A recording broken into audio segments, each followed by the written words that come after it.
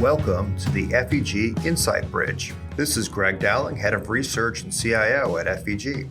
This show spans global markets and institutional investments through conversations with some of the world's leading investment, economic, and philanthropic minds to provide insight on how institutional investors can survive and even thrive in the world of markets and finance. We are pleased to welcome Mark McCall, Managing Director of LimeRock New Energy, to the FEG Insight Bridge. LimeRock New Energy is a private capital firm that is trying to capitalize on the major energy transition that is currently underway.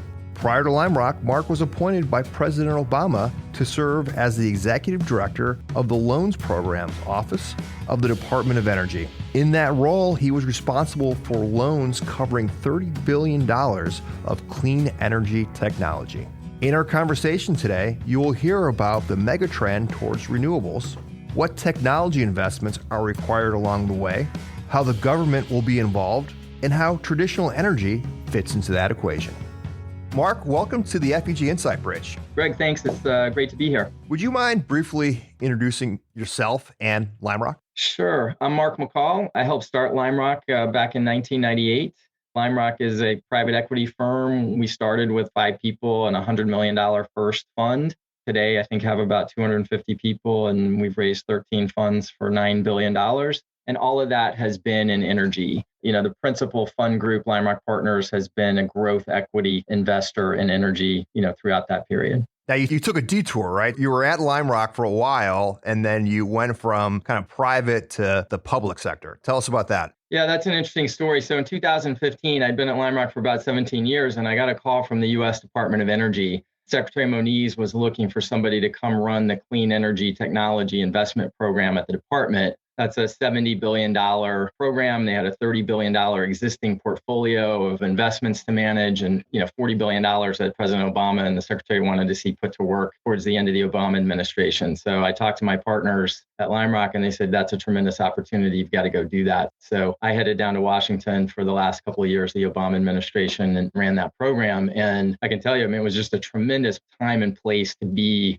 For me, it was really immersion education in the state of clean energy technology in the U.S. at that time. We really literally had a chance to see everything that was going on. And I should add, one of my partners at LimeRock actually joined me for that. So Alex Mishkin actually came and helped me do that. The two of us ran the program together. And actually, I was a presidential appointee. So when I got the boot in January of, I think, 2017, a new administration came in, he was actually able to stay and ran the program himself for a while. How different is it from private to public?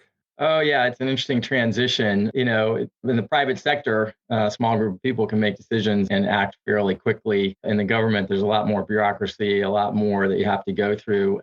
What's interesting about it is decisions get made. And I was fortunate because I came in towards the end of that administration. And so it was really running, I would say, pretty well, like a well-oiled machine by the time I got there. And you can see the power of the federal government, when it decides to take action, it's a pretty powerful body. I imagine that many of the people you worked with under the Obama administration are kind of back. They're getting the band back together for the Biden administration. Are a lot of those same people in similar roles or have taken higher leadership roles? Yeah, absolutely. That's happening right now. They've filled most of the cabinet positions and they're starting to kind of go down the line and fill the rest of the positions. It's a fairly long process. But yeah, I've already seen quite a number of my former colleagues have already gone back into the government in various different roles. So I imagine that no matter who was elected to the White House, we would have seen a large infrastructure bill. But under the Biden administration, there's a bigger focus on clean tech. What do you think this current administration's impact is going to be on renewables and clean tech? I'd start by saying that it's pretty clear that President Biden has a very personal, keen interest in climate. And you can see that from the actions that he's taken, from day one. On the first day he was in office, he put the U.S. back into the Paris Climate Accords. He directed all of the cabinet secretaries to report out to him in relatively, quick fashion what actions each department of the government can take to help with climate change. And he appointed, a domestic climate policy czar, which I think is Gina McCarthy, and also John Kerry to be the international. He's very focused on it, and the infrastructure bill is coming out, and you're going to see a lot of clean energy initiatives in there that go from 500,000 charging stations, talking about electrifying school buses, incentives for electric vehicles, and on and on. I think it's real, and I think it's going to have a pretty dramatic impact. All right. So this new energy revolution. Why now? It feels like I've heard this story before. What's changed from a technology perspective that's going to enable this to be a real revolution? Yeah, I think quite a number of things. First of all, the why now is really, I think, a story of cost declines. The costs have really come down. I mean, the reason Lime Rock has started Lime Rock New Energy is we see that the economic fundamentals are driving this transition. What do I mean by that? I mean, the costs of wind and solar have declined so dramatically now that they're cost competitive with the incumbent generating sources. Because of that, it's just economics 101. You're going to see more and more deployment. You're already seeing that. I mean, literally hundreds of billions of dollars are going into wind and solar, but also energy efficiency, electrification of transportation. So I think when you say what's happened, why is this happening now? For me, it's really a cost story. But in terms of what's changed on the technology front, I mean, just think about it. I mean, it's, the internet, it's software. We have a lot of tools that we didn't have, say, 10 or 12 years ago that make it easier and faster and cheaper to iterate and innovate.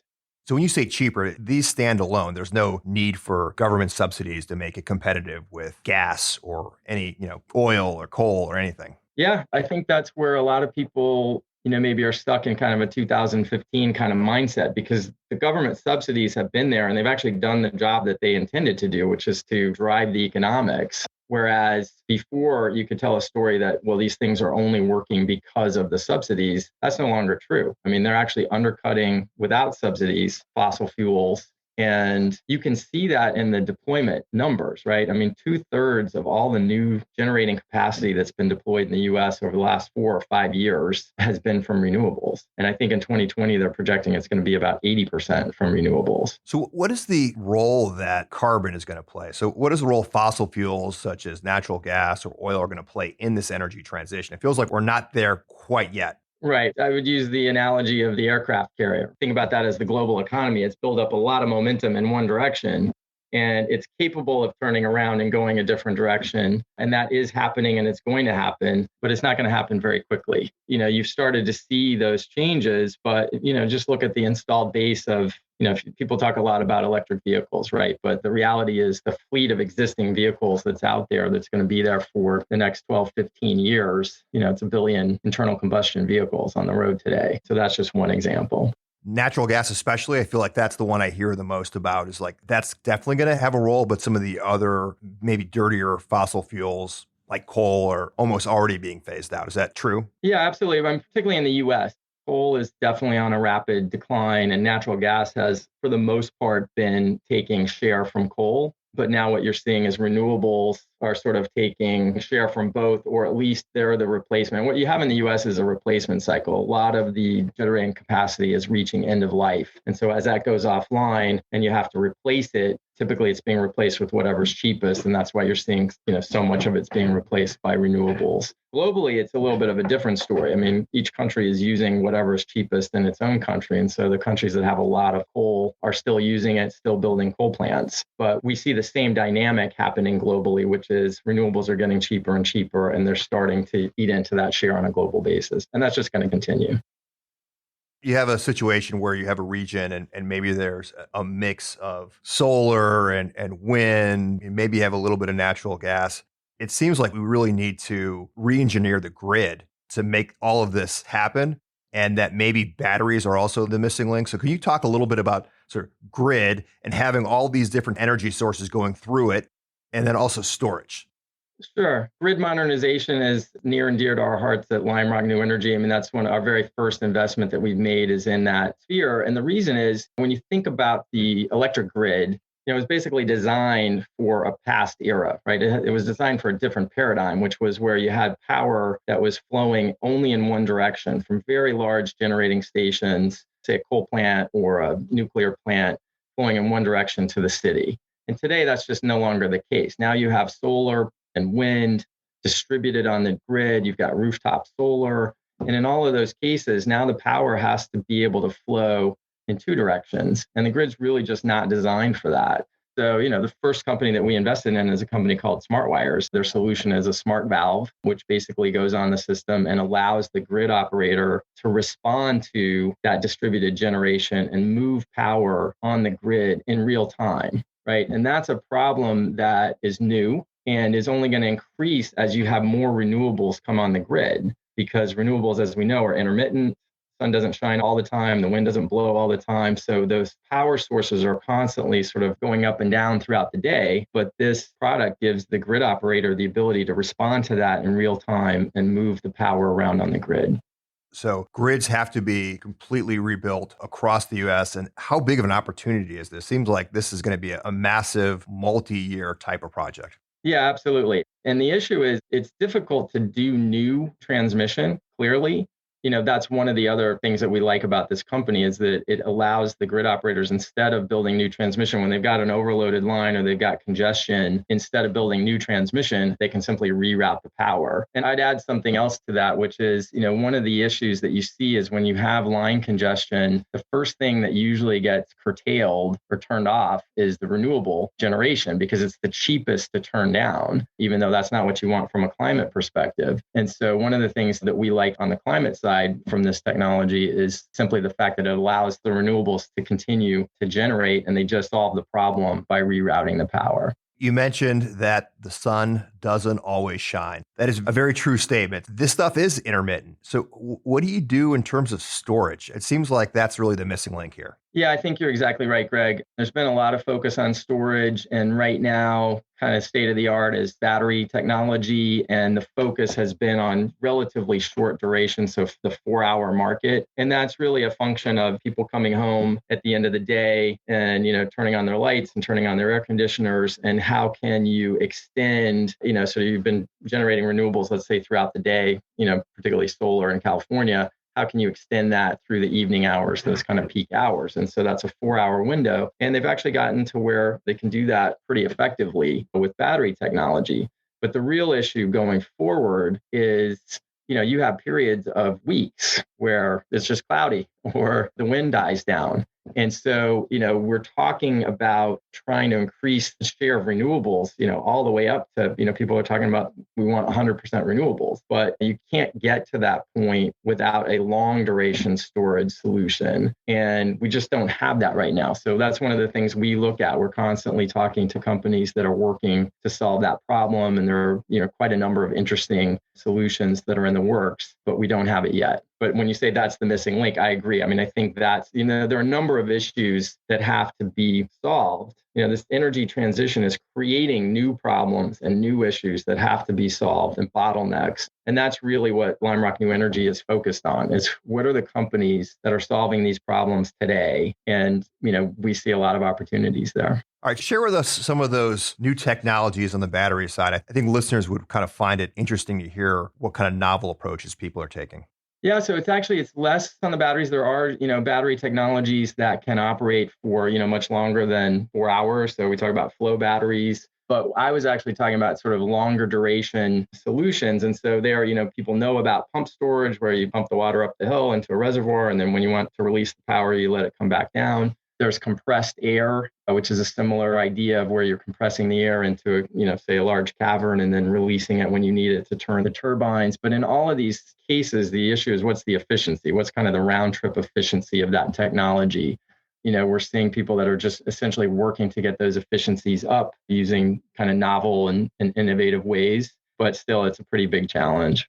Also seems like another challenge we have. So it's not just the technology, it's also materials. So if we're going to build a ton of new electric vehicles, putting up more solar panels, that all requires, at least now, a lot of materials like copper, lithium. Do we have the resources if everybody's going to drive an electric vehicle? Yeah. So when you look at, if you kind of take a static picture today and you forecast forward, you definitely see those types of bottlenecks developing. But I'm not overly concerned about that, because I think the market really steps in to solve those types of problems. One general comment that I would make about this is that the opportunity here is so large, right? We're talking about a global scale issue where people just want to see less carbon emissions. They want to have a cleaner footprint. And so you're seeing that individuals want that, companies want that, governments want that. It's creating this massive opportunity. And because of that, there are a lot of teams that are out there trying to solve each of these problems. For instance, with the batteries, today's battery chemistry is not going to be the battery chemistry that you see even 2 years from now.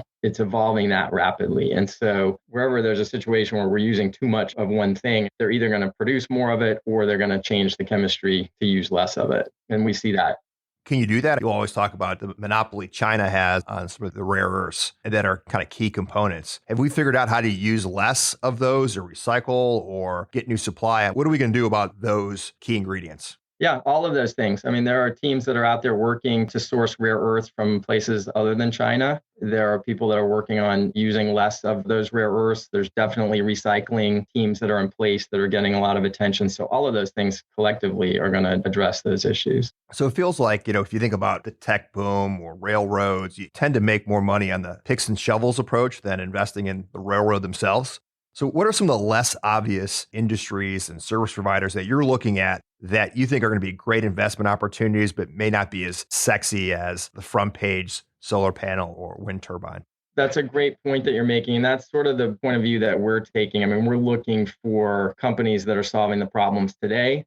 A great example is the second investment we made is a company called Qmerit. And this is a direct play on increasing sale of electric vehicles.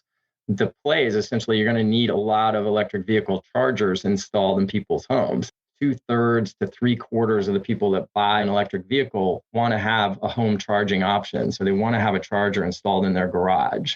So you have this issue where people walk into the showroom, they're at the dealer looking at the electric vehicle, and they ask the salesperson, how do I get a charger? Obviously, the automakers don't really provide that service. That's not their core competency. And yet it's an obstacle to the sale for them. And they're sort of placing their franchise value in the hands of whoever comes to do that installation. So Qmerit is the first national platform that's been created to solve that problem. So they have a national footprint. They're able to offer that automaker the ability to do those installs on a very high quality, consistent basis. And so they've locked up quite a number of the major automakers. So if you go to GM, for instance, and go on their webpage and type in charging, you're going to see powered by Qmerit. GM recently announced that they're going to go all electric by 2035. They also announced that Qmerit is their partner for installation and maintenance services. That's kind of a less obvious. Everybody knows that electric vehicle sales are going to go up over time, but we think that's one of the less obvious ways to play it.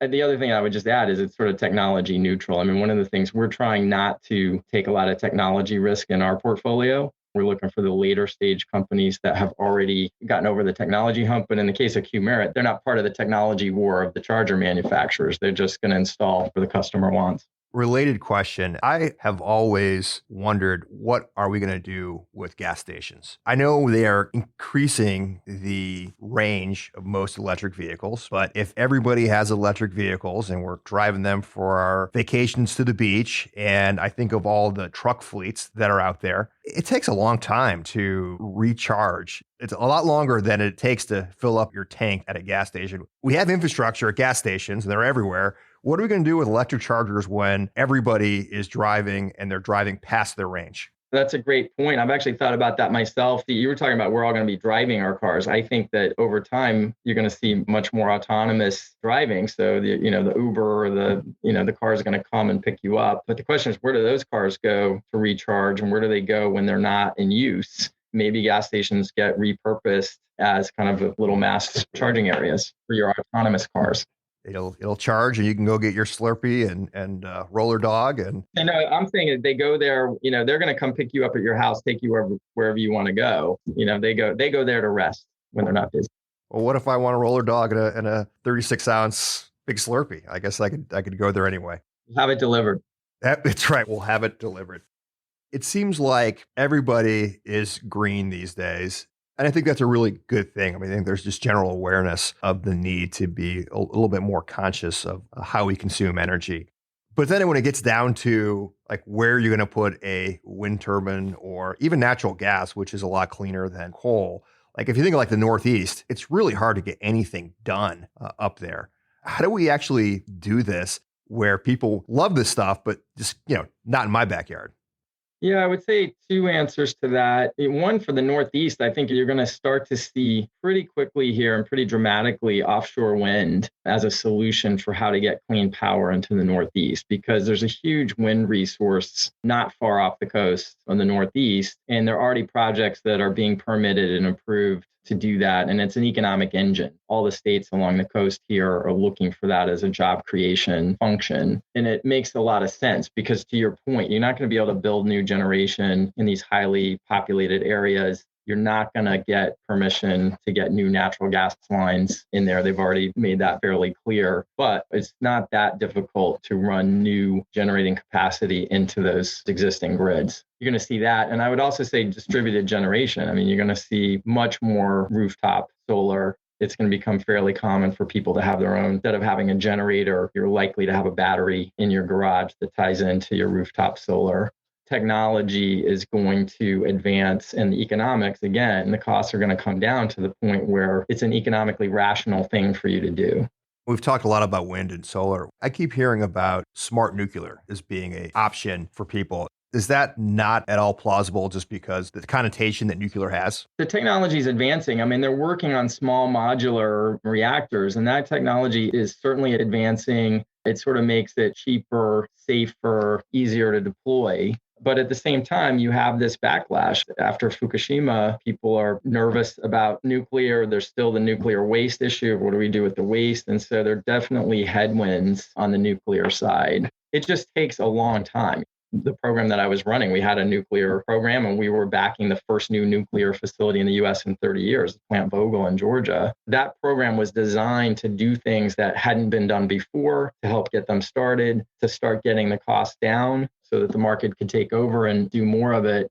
But on the nuclear side, it's just a huge challenge just in terms of the scale of the projects and the costs that are involved. So it feels like we've seen several cycles before. It seems like a lot of people have lost money, especially in kind of green tech one. Now there's all these clean tech ETFs. A lot of money is going there. It also feels a little bit to me like shale in 2012. Why should returns be any better with all of the flow and hype that are going into this marketplace? Well, a couple of thoughts on that. I mean, one of the things that I think is creating the opportunity that we see, particularly in the private markets, is what happened during kind of the clean tech 1.0, where there was a lot of capital that was destroyed. And you really haven't seen funds formed over the intervening 10, 12 years to kind of target these markets. So that creates an opportunity where there's been relatively less private capital going into these areas. Now, what you're talking about is, clearly we're seeing this kind of SPAC phenomenon, and the public markets are throwing a lot of capital at these opportunities. The other place that you see a lot of capital going is after big wind and big solar. That's become a tried and true way of making money. And the equity returns have been compressed, but they're still positive, and it's viewed as relatively safe. So you see a lot of capital going into those two areas. We are essentially have designed a strategy to kind of stay away from both of those things. I mean, we're playing smaller companies that are still private, that don't need the size of capital that you see coming in from the SPACs. I wouldn't argue with you that there is, the market has discovered this. And again, I think this kind of goes back to what I was saying, is the market views this as a really large opportunity for the companies that can crack that nut. I think they're right about that. But you're saying that it's more a public phenomenon than a private. I guess I don't see as much private activity, dedicated venture funds throwing money at the space. It seems more retail oriented. Is that another big difference from kind of the last boom and bust? Yeah, absolutely. I would say that's fair. And I would also, mention my other partner, Mark Lewis. He had been the head of global business development for GE Energy and left that job to go work at Mission Point Capital, which was part of that era. And they had quite a number of good investments, but he lived through that period and has all of the experience and the scars to prove it. But again, we had talked earlier about the different dynamics that we see now. Things have moved on. You have the benefits now, I would say, of the internet, of software, of lower costs. And one of the things that we see is companies that we deal with today are very cost conscious. They've become much more cost conscious. A lot of capital, I think, just got burned up on big plans and kind of capital intensive business plans that were also dependent on getting large amounts of financing down the road. And so I think entrepreneurs have sort of taken those lessons, and they're working to do more with less and try not to be dependent on very capital intensive business plans. go back 10, 15, 20 years, was the industry even that mature to have a growth equity strategy? It seems like it was all venture back then, and there's still venture now, but I didn't see many growth equity approaches. And is that just because the industry is just more mature and so there's more proven technology? Yeah, I think that's exactly right. I think back in the day, it was all early stage stuff. There was a lot of binary technology risk that was taken. When those things work out, it's great, but you know that the odds are a lot of them are not going to work. One of the benefits of the strategy that we've put together of looking for more mature businesses, they've already gone through that valley of death. They've got the technology proven. They've got a product or service that customers are buying. We know it's commercial, so it's not pilots. They're not giving it away for free. They can actually make money doing what they're doing. And then now the issue is, how do we scale this up and get bigger faster? That's what Lime Rock's been doing for years and years. There haven't been a lot of those companies until now. So, one of the things that we do is work with the VCs and look for the companies in their portfolios that have made it to the point where they're ready for a bigger equity check to scale up. Give us another area that maybe you haven't invested in yet, but you're super excited about and you're spending a lot of time researching it. And you think this could be just a hugely scalable opportunity. Yeah, so one of the areas that we're looking at is data centers. Data centers use a lot of energy. That's one of the major costs on their income statement. And so if you can come up with a technology or a solution that allows them to dramatically lower their energy use, that's going to be a very compelling sales proposition. That's a hugely rapidly growing industry, right? So you're selling something that's needed into a growth industry of its own. So it's a double win. Another place that we're looking is just energy as a service. You hear that a lot. There are a few companies that are beginning to crack that nut as well. And we haven't made an investment there, but that's an area that we're following quite closely. And that's where, company comes in and basically takes over all of your equipment, all of your energy. They take over the billing, and essentially using AI and just sort of knowledge of energy, they can essentially replace your equipment with much more energy efficient equipment, manage it. And the sales proposition to the customer is, you've got a budget for energy costs. I'm going to lock it in at a lower price. So you can budget going forward. I can finance this equipment. And so it turns your CapEx into OpEx, and you've got lower operating costs going forward. And most companies, their core competency is not their energy use and their energy equipment. That's not what they're good at. And so if they can outsource that to somebody who is good at it, I think that works for everybody. So that's one that we're continuing to look for. I like it. So you have SaaS, software as a service. So we could have EAS or something. I don't know. Yes, it doesn't roll off the tongue quite well, but no, I think that's a good idea. That's great. Give me a couple bold predictions here. We're at the end. Give us the big close. What are the things that people are just, we wake up every day and we kind of, turn on the TV or we observe our surroundings. And then all of a sudden, sometimes change happens and you're like, whoa, when did this happen? So give us what's going to happen in the next 5 to 10 years. Give us a few bold predictions in terms of clean tech and renewables. We've been working in energy for a long time, and you would reference the shale revolution. And so that's something that I think about quite a bit. The shale revolution took everybody by surprise, but everybody's very familiar with that story now, right? It was just incremental technological improvements that made producing fossil fuel in the US much more economic than it had been. And all of a sudden, the US shot up the charts in terms of production, became the global leader in terms of production. And that was a technology and innovation story. I think what people have not focused on is that the technological innovation is not limited to kind of one sector. At the same time, that type and pace of change was happening in all the sectors that I've been talking about, but people really weren't noticing it. So people still have this idea that solar and wind are more expensive than natural gas and coal. It's just not true. Again, my bold prediction is that you are going to see literally hundreds of billions of dollars deployed in the areas that we're focused on. So that's renewables, energy efficiency, electrification of transportation. I think it's going to go faster and larger than common wisdom today. Wow. Hundreds of billions of dollars, and it's going to happen faster than you think. So you heard it here first. So Mark, thank you very much. Thanks for your time today. Greg, thanks so much for having me. This has been fun. If you are interested in more information on the topic, please go to our website where we will have a list of relevant FEG publications. And don't forget to subscribe to our communications at www.feg.com/subscribe so you don't miss the next episode. Please keep in mind that this information is intended to be general education that needs to be framed within the unique risk and return objectives of each client. Therefore, nobody should consider these FEG recommendations. This podcast was prepared by FEG. Neither the information nor any opinion expressed in this podcast constitutes an offer or an invitation to make an offer to buy or sell any securities. The views or opinions expressed by guest speakers are solely their own and do not necessarily represent the views or opinions of FEG.